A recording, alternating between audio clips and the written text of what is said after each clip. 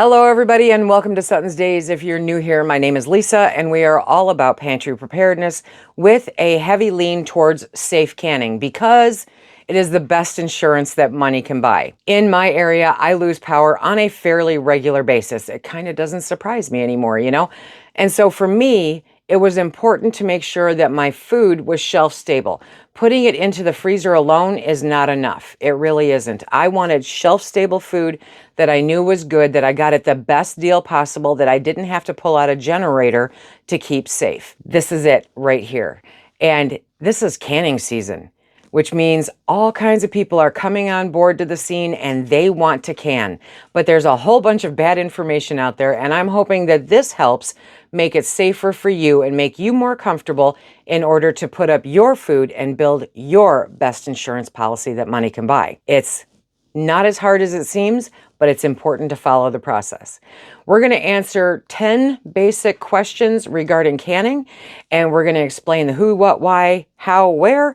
And if you have any further questions, feel free to put it in the comments section down below because I love answering questions and I love talking to you guys. It's so much fun. If you get a chance, do me a favor, hit that thumbs up, okay? Number one, water bath canning versus pressure canning, because they are two separate animals. It's like that's a car and that's a semi truck. Are they the same thing? No, okay? Water bath canning, pressure canning. So water bath canning uses boiling water to process high acid foods like jams, fruits, and pickles. Pickles, you add the acidity. Jams and fruits typically have enough natural acid on their own to make them shelf stable when they're processed water bath style.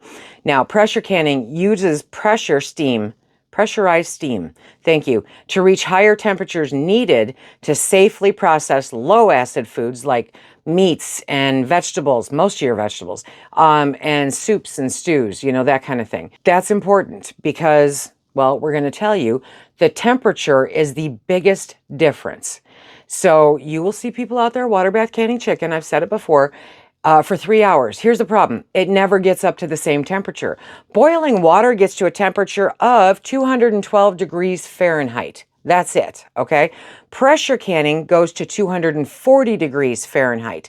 That is the difference between safe and not safe. When you're canning, especially low acid foods, one of the factors that they take into consideration is getting that heat into the center of the product for the amount of time needed to kill off any botulism organisms. It's just that simple. You cannot do it when the temperature is under 240 degrees. You just can't. So water bath canning everything is not an option. And there's a lot of people out there that will want to validate their opinions, but yeah, don't do it. Okay? Just I want you to be here. I really do. Using the wrong method for the wrong food can lead to unsafe results. That's it. It's unsafe. Why would you go through all that hassle for something that's unsafe, including the risk of botulism? Yeah. And if you've ever had food poisoning, that's a whole nother animal. Nobody wants to get that close to the bathroom floor, ever, you know? So don't do it because it will either make you very sick or it has the potential to take you out. Here's a little known fun fact. Botulism presents the same as a stroke. And most of the time, they won't dig far enough to find out what actually did it. Now, number two, what foods need to be pressure canned? Because there are certain foods that don't need to. You don't want to pressure can jams and jellies. It will annihilate them. It'll probably destroy the pectin. I don't know. I've never tried it because I don't like wasting food. So, you know, certain things need to be pressure canned. Low acid foods with a pH level above 4.6. Does that mean much to you? Not to most people, so don't worry about it. Just trust me on the list, okay? It's got to be pressure canned so that it kills the botulism spores. And trust me, they're there. They're just there, okay? This includes meats like chicken, beef, pork, fish. Yes, you can can fish. Most vegetables, green beans, carrots, potatoes, beets, you name it. Legumes, meaning beans, or split peas. Now, most lentils are not approved. They have to test them. Are they going to do it soon? Probably not. But the thing is that lentils break down really quickly, and then it becomes a density issue. Because again, one of the factors is getting that heat into the center of the jar for the right amount of time to kill off any spores. If they haven't tested it, you don't know how long you need to do it, okay? And overdoing it might not net you the best product, so you wouldn't eat it, so why do it? I mean, it just kind of comes full circle. Soups and stews definitely are something that need to be pressure canned. There may be a handful or less of soups and stews out there that are high acid enough to not pressure can, but I haven't run across one and I'm not necessarily looking for it. The best and safest thing to do is to always ensure that you are following a trusted and safe recipe. Okay? Tested, trusted, and safe recipe. So Ball puts out recipes all the time, and they do testing. The National Center for Home Food Preservation does testing. Pomona's, it's a low sugar pectin. They do testing, okay? So those are right there, 3 very safe sources to get your information from. The individual author out there, not so much. Not so much. So if you just have to buy the canning book, because I know, you want to compare what they're doing against the tested stuff. Let's take, for instance, bacon and Brussels sprouts, which actually is a canning recipe I saw somebody print. And it's really unfortunate because it's disgusting. There's no safe tested method for bacon because it is so fatty, okay? And then you add Brussels sprouts, where the only tested recipe that I'm aware of is pickling because it's high acid and it will get into all those cracks and crevices. And then it's pressure canned for the amount of time that you would do meat. And so you annihilate the Brussels sprouts. I mean, it is the most disgusting thing in a jar you've ever seen. But somebody put it down as a recipe in a book, and somebody else is going to believe that it's safe to can, and it's not. So be careful about where you source your information, and the easiest way to do that is to compare it against the National Center for Home Food Preservation. Now, not everything goes into a jar. I mean, literally not everything, okay? And just because they do it commercially does not mean you can replicate it at home. They have a manufacturing plant. They have machinery and staff that follow certain procedures completely different. Remember, car versus semi-truck? Completely different process than what we can do at home. So just because they do it at home does not mean, or just because they do it in a plant does not mean we can do it at home. It really is just that simple. Number 3 is what foods can be water bathed, okay? And water bath and steam canning are very, very similar. The steam canner uses significantly less water, which is why you can only process things that are, I think, 40 or 45 minutes. Read your manual, because it'll run out of water if you go any farther than that. Water bath, is typical water bath. So those are high acid foods, naturally or acidified. Think vinegar with pickles, okay? They're safe for water bath canning. Most fruits, pears, berries, peaches, but not all peaches. White peaches are not approved. You can't use those. They have a different genetic makeup, and so they need to test those. It's that different, okay? So you want to pay attention to what you're getting and look up the recipe before you go shopping. Fruit juices, jams, and jellies. Yes, you can water bath those. They're phenomenal. Pickles and relishes, because everybody loves pickles, okay? And because you can put your own little spin on them with all that. It's so good. I love it. Pickled carrots, personal favorite. Yes. Tomatoes are something that people debate about all the time. My grandmother always water bath canned her tomatoes, and she never added acid to it. Okay. Grandma's dirt was different than our dirt, okay? And her tomatoes were different than our tomatoes. Even if you're using heirloom varieties, they still have had the acidity bred out of them. The populace at large said, we don't want tomatoes that are this acidy. And so they started breeding out the acidity of it so that we have sweeter tomatoes. Oh, we're such a mess. So you really do need to add that acid, okay? The really cool part about tomatoes, though, is that depending on what you're looking to make, look it up at the National Center. Some of the processes include both water bath canning and pressure canning. You can pick one or the other, which is a nice option to have depending on what you're making, right? And the times will be different. You'll have to pay attention to all of that fun stuff, but it does have that option. Some of them are literally only safe pressure canned. It's just the nature of the beast. And yes, no matter which way you go, you have to add the acid. You really do. So some people don't want the lemon in their tomatoes. I have personally never tasted it, okay? I add lemon juice because it's a minuscule amount to my tomatoes on a regular basis. I have never tasted lemon. But they do have a powder that you can add to it that the name is escaping me right now. So, you know, you have choices so that you don't have to fight the ever elusive lemon flavor. Follow the process, trust the process, okay? Acidity inhibits bacteria. That's the big thing here, making boiling temperatures sufficient for water bath canning.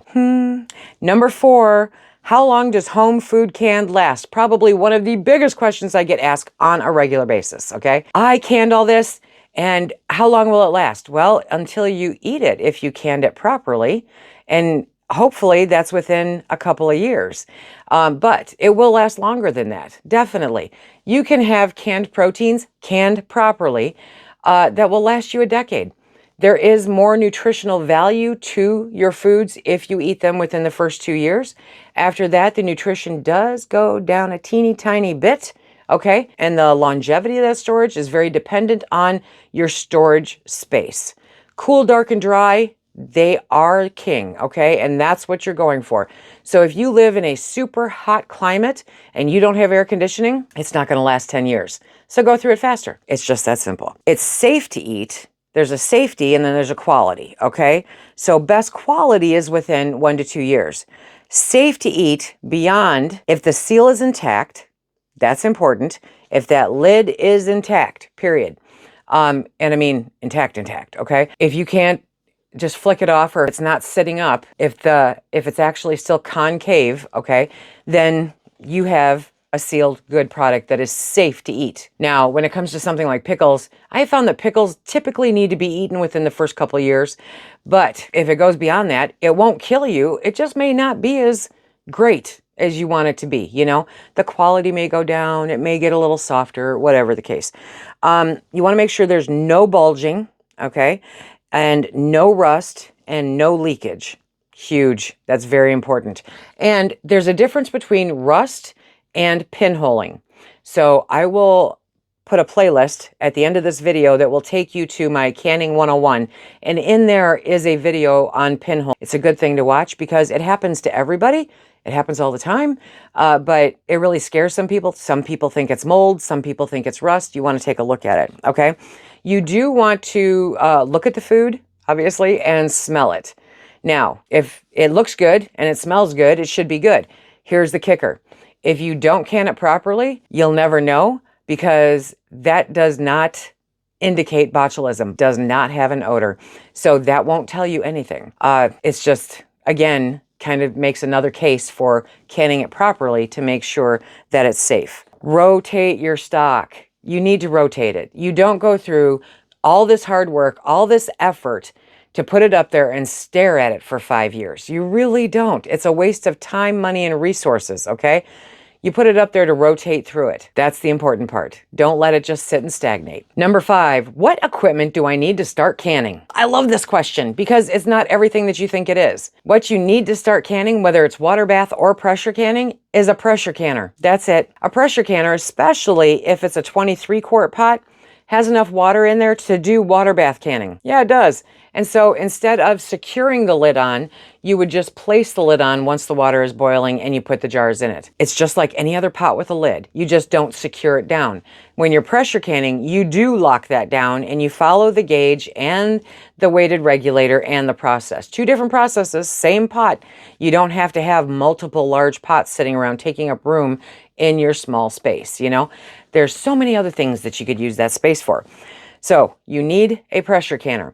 The other thing is nice to have is a magnetic lid lifter. It's not truly 100% necessary anymore. You don't have to heat lids anymore, but you know, it's nice. Definitely a jar lifter.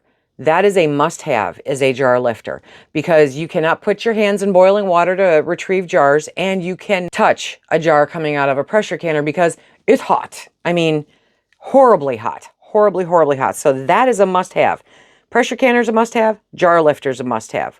The other thing that you want to look at is a headspace measuring tool as you're starting out to become accustomed to where the headspace is. Because on the jars, here's some ugly chicken, On the jars are rings. Now, typically, okay, these rings will tell you headspace. That's a 1/2 inch right there. And that is, and that is a 1/4 of an inch there. So, I mean, that's good to know, but when you're new, it's really great to have something that will show you that. Now, one of the tools that I will recommend is a funnel. And 4Jars has a phenomenal funnel set, and it has the etchings in there to tell you what your headspace is. It's a wide mouth, a regular mouth, and a strainer, all in that set. High quality that will literally last you the rest of your life, and it tells you that headspace measurement. That is a great thing to do. There's a link down below, and if you use the code Suttons10, you get 10% off. Why? Because we can use that 10% for buying food. It's just great. So definitely recommend that. Definitely need a jar lifter. Definitely need a pressure canner. Okay. That's about it. The pressure canners come with a rack, one rack. If you get a 23 quart, you need 2 racks because you need to put it between the 2 layers if you're going to do double layers. The only canner that comes with 2 racks is 4Jars. They have a great canner. I use it all the time. And again, you get 10% off if you use the code Suttons10, all capital letters. Okay.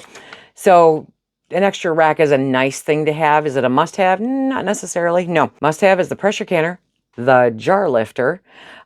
Everything else is pretty much nice to have because you do need to pay attention to headspace. One of the other things that I really, really love is my canning ladle. It is super easy to use. It's a deeper scoop, and it has spouts on either end to help you pour, you know. It's just, and it has the thing to hang it on the side of a pot.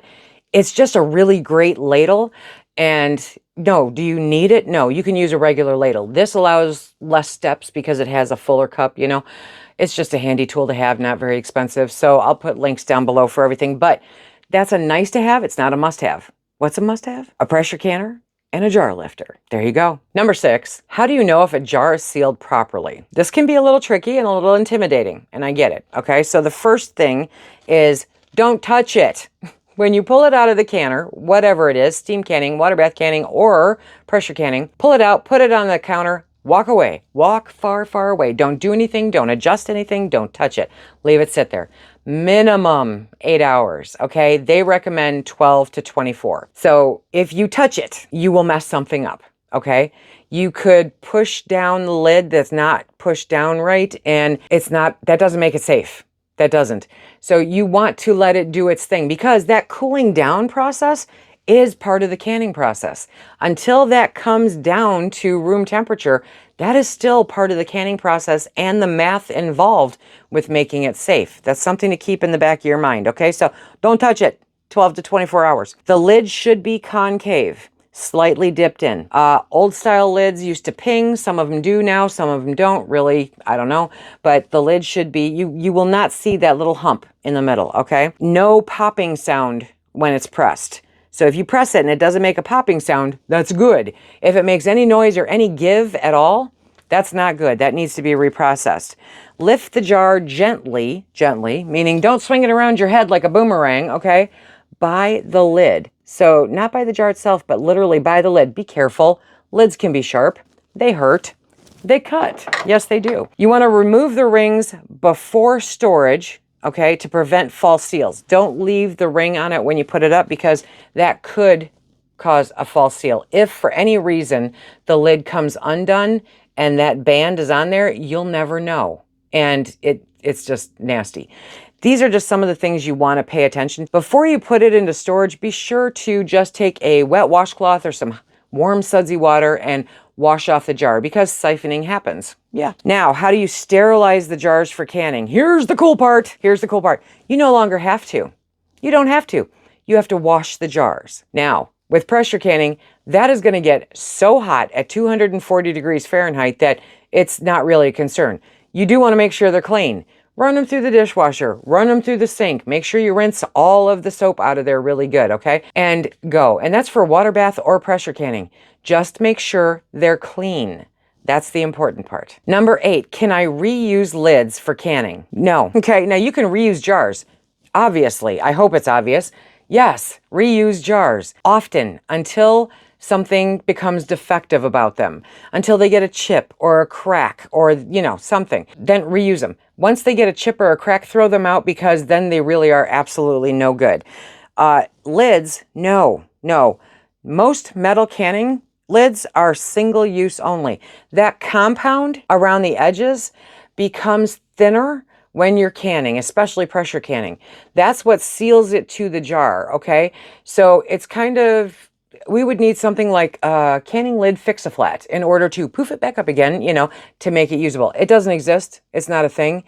It's not safe to use them. Don't reuse your lids. Now, if you are really, really intent on not wasting, the lids, then wash them and use them in your jars for dry goods like this, okay? These are used lids that I put on here. It doesn't matter if they stay sealed. On there, it completely matters if they stay sealed. There are some lids out there, like Tatler, that are reusable lids. Totally different animal. It takes some learning. There's a learning curve, for using them, because they do work differently than this. But they're out there. You can do it, definitely. The rings, reuse the rings. My goodness. Until they get to the point where they won't twist on the jar or they get bent, reuse them. Remember, they're not an engagement ring, they're a tool. So they're not supposed to look sparkly and new all the time. They're supposed to look like you used them. But if they're super duper rusty, they won't screw on the way that they need to. If they give you any problems going onto the jar, just pitch them. You've got a whole bunch of others. Now, let's say you've canned. How do you fix the jars that didn't seal? There's a few things you can do within the 24-hour process, okay? So if you canned it at 8 p.m. at night, and that's when it came out of the canners at 8 p.m., you have until 8 p.m. the next night to do something with it. Reprocess with a new lid. So you want to take the existing lid off. You want to wipe the rim again, okay? You want to put a new lid on. Reprocess it exactly the same way, or refrigerate it and use it within a few days. Those are literally your only two options. Well, three. You could also freeze it, Don't reuse the same lid once processed. It's no longer effective. Same like I just talked about. That coating has already been compromised. That lid may have been the issue to begin with. Why do it again? Use a new lid. You want to inspect, though, for reasons why it didn't happen. Improper headspace, food on the rim, damaged jar or lid. It all happens. Most of the failures that I have are because I missed a chip or something in the jar. That's it. It can happen. It does all the time, literally all the time. So you want to try and inspect why it didn't seal. Siphoning can do it if it siphons a lot.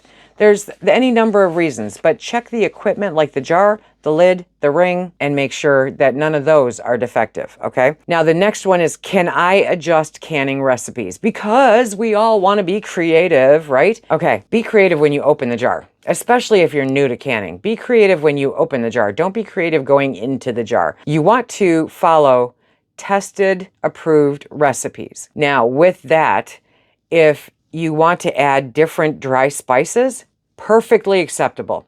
Perfectly acceptable, okay? Go ahead and do that. Safe adjustments include changing dry spices, swapping similar vegetables and pickle recipes with caution, okay? With caution. So don't change out a green bean for a Brussels sprout, or don't change out, a beet for a potato. You really have to pay attention to what you're doing. And that's not the time, okay? Look for those approved and tested recipes that follow the guidelines so that you have a good quality ingredient. Because again, the quality, the taste, and the shelf stability are what make you successful. After that, you can be as creative as you want. Using less sugar is debatable, depending on the pectin that you're using, okay? So a lot of people are like, I'm diabetic, but I want to make jam. Okay. You can make jam with sugar and just use significantly less of it. But you can also use low sugar jams. Ball has a low sugar jam. I only exclusively use Pomona's Universal Pectin now because it is a low sugar jam. Most of the old style jam recipes that are out there are like 4 cups of fruit and 6 cups of sugar. It's crazy, okay? So if you want to use less sugar, make sure you're using a pectin that works with that. That's the only time you can reduce it. You cannot use a regular pectin and just put less sugar in it because it's no longer safe. And because the sugar, believe it or not, retains the color. It really does. So if you were to can strawberry jam, okay, with no sugar in it and no special pectin or anything like that, just no sugar in it, put it in a jar, you canned it, it's sealed, it's great. In 6 months, it's probably brown because there's no sugar in it. Sugar retains the color. That's a big part of the preservation too. Unsafe changes include reducing acid, okay? Adding thickening agents like flour or cornstarch. Don't do it. Don't do it, okay? Or increasing low acid ingredients. So when you're doing different things, you can't mix or match. Now, let's say peppers, okay? If you're making a pepper jelly, then, and it says a quarter cup of peppers, which, I have no idea how much it calls for, but if it calls for a quarter cup of peppers, you can literally cut up any pepper to a quarter cup. You cannot add more and it be safe because that changes the acidity. You cannot add less and make it safe because that changes the acidity. You can't substitute onions because that changes the acidity. And at that point, it's no longer a safe recipe anymore. So you cannot just swap stuff in and out like you want, okay? And always follow, please always follow a trusted source for your recipes like the National Center, Ball, that kind of thing. Now, when you're looking at the old books, the really old books, Ball, Kerr, whoever put them out, they're so cool. And when you get into canning, you just want all things canning, you know? Those are really great to look at. But most of those are not considered safe sources anymore because they are so old and processes change and processes get updated, and because our food has changed drastically and the soil that we grow it in has changed drastically. Those are all components to safe canning. If you want to check out a playlist that has all kinds of stuff on, basically I call it Canning 101, start here, okay? Check out this playlist right here. Until next time, everybody, be safe. Keep stacking it to the rafters, my friends.